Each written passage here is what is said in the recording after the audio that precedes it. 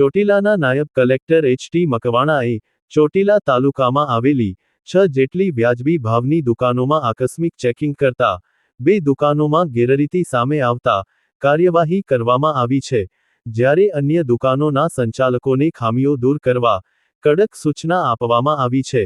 વિગતે વાત કરીએ તો ચોટીલાના નાયબ કલેક્ટર એચ.ટી. મકવાણાએ નાવા ગામની સસ્તા અનાજની દુકાને આકસ્મિક ચેકિંગ કરતા ઘઉં, ચોખા, ખાંડ વગેરેમાં 9 કટ્ટાની વધઘટ સાથે ગેરરીતિ જણાઈ આવી હતી.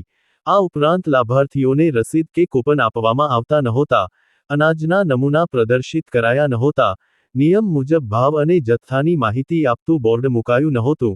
આથી દુકાનદાર છત્રજીતભાઈ શાંતિભાઈ જેબલિયા સામે નિયમો અનુસાર કાર્યવાહી કરવામાં આવેલ છે. એ જ રીતે ઝીંઝુડા ગામની વ્યાજબી ભાવની દુકાનમાં પણ ગંભીર રીતે ધ્યાને આવી હતી, જેમાં ઘઉં, ચોખાના 12 કટ્ટાની વધઘટ જણાઈ આવી હતી. અહીં પણ લાભાર્થીઓને કૂપન ન આપવા સહિત વિવિધ ક્ષતિઓ જોવા મળી હતી. આથી દુકાનદાર હરેશભાઈ આંબાભાઈ દેગામા સામે કાર્યવાહી કરવામાં આવેલ છે, જ્યારે ચિરોડા, રાજપર, હીરાસર અને નાની મોરસલ ગામોની સસ્તા અનાજની દુકાનોમાં ચેકિંગ કરતા જુદી જુદી ખામીઓ જોવા મળતા સંચાલકોને ખામીઓ દૂર કરવા સૂચના આપવામાં આવી છે.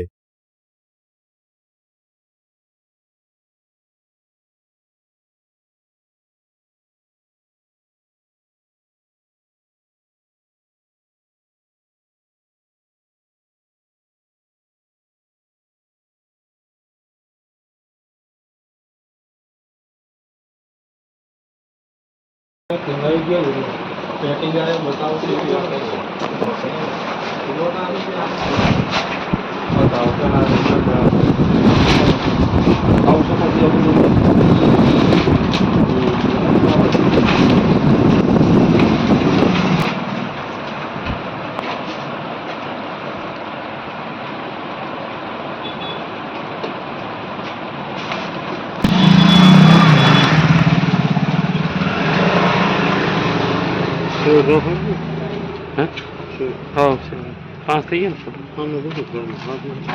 ને?